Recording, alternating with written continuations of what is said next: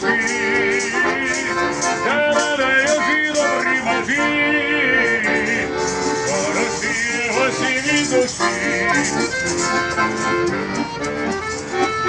Вона надо написати сорку на день.